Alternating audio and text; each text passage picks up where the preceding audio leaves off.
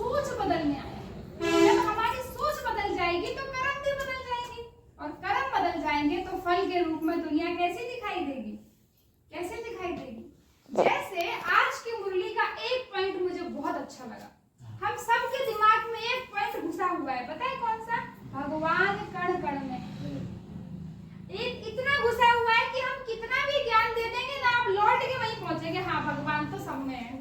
भले ही हम 1 घंटा लेक्चर दे रहे फिर भी आप पहुंचेंगे। लेकिन इस बात को हमेशा महसूस करना, भगवान ने हमसे कहा, बच्चे गीता की लाइन सुना रही हूँ, भगवान ने कहा बच्चे जब तक मैं इस धरती पर ना आऊं तब तक मैं जो हूँ जैसा हूँ मुझे कोई जान नहीं सकता। ये गीता में लिखा है, जब तक मैं ना आऊं मैं जो हूँ जैसा हूँ मुझे कोई जान नहीं सकते। और गीता में ही श्लोक है, यदा यदा ही धर्मस्य ग्लानिर्भवति भारत, जब जब धर्म की ग्लानि होती है मुझे आना पड़ता है।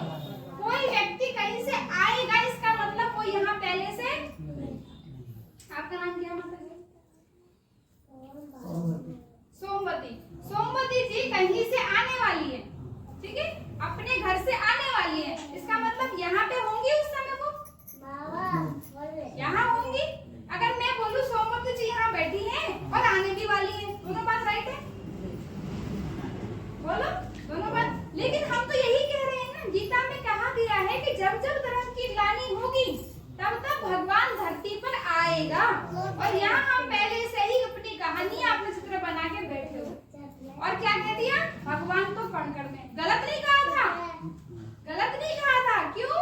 क्योंकि जब मानव गलत कर्म करने बैठा था तब हमारे क्षेत्र के, हमारे समाज के जो मुख्य लोग थे, जिनको समाज बचाना था, जिसमें जिनको बुराई हटानी थी, उन्होंने समाज में ये फैला दिया कि भगवान कण कण में है। मानव तू ये मत समझ कि तुझे भगवान नहीं देख रहा है, भगवान तुझे लाख आंख से देख रहा है। तू ये मत समझ कि तुझे भगवान नहीं देख रहा है, तुझे तुम्हारे कर्म का फल अवश्य मिलेगा।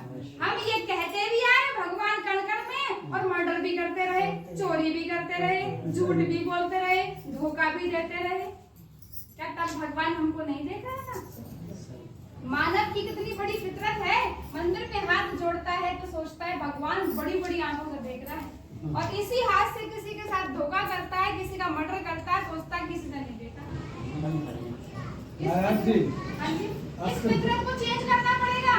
विवेक जब जय विधाता, हनुमान जी अपनी शक्तियों को भूल गए थे, और जब राम सेतु बनाने की बात आई तो उनको लगा कि पहले तो हम जब ये इतनी मीटिंग कर रहे हैं, इतनी बड़ी टीम बना रहे वानर सेना की, सीता मैया तो परेशान होगी बेचारी अशोक वाटिका में, उनको तो पहले खबर कर दी जाए कि हम आ चुके हैं। तो बड़े टेंशन में बैठे थे। कौन? हनुमान जी। वो टेंशन थी, कितनी टेंशन थी कि पहले सीता मैया को पता चल जाए कि हम आ रहे हैं। पर कैसे पता चलेगा?